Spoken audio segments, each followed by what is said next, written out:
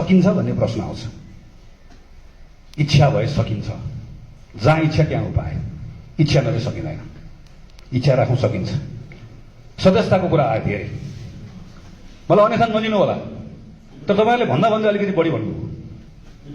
तपाईँहरूले भन्दा कतिजना साथीहरूले जसले भन्नुको उसले सम्झाउनु होला, अरू बाँकी रहेकोले सम्झाउनु परेन। यो महामन्त्रीको जिम्मा महामन्त्रीले के हेरेर बसेको थिइस्? विधान पढ्नु भएको छैन? विधानमा सदस्यता व्यवस्थापन समितिको भूमिका के हो, यसले के गर्छ भन्ने कुरा हामीले पढेका छैनौँ। पढ्नुपर्छ, एकपटक अनुरोध गर्छु। हुँदा गण्डकी प्रदेशको एउटा जिल्ला सभापतिले हिजो बोल्दै हुनुहुन्थ्यो, त्यो महामन्त्रीले के गरिरहेको छ भनेर।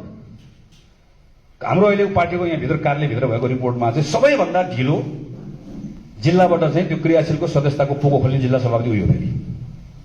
अरे बाबा, क्रियाशीलको कुरा टुङ्ग्याउने सबै काम भनेकै जिल्लाको हो। यो व्यवस्थापन समिति अनुगमन समिति भन्ने यसको काम भनेकै जम्मा उसलाई सूचना दिने मात्रै हो। यसले केही सिग्नेचर गर्नु पर्दैन। जिल्ला मलाई त कतिखेर तपाईँले भन्नुपर्ने हो भने क्रियाशील सदस्यताको फारम मैले नदिएको भए वा कार्यालयले नदिएको भए भन्नुपर्ने हो।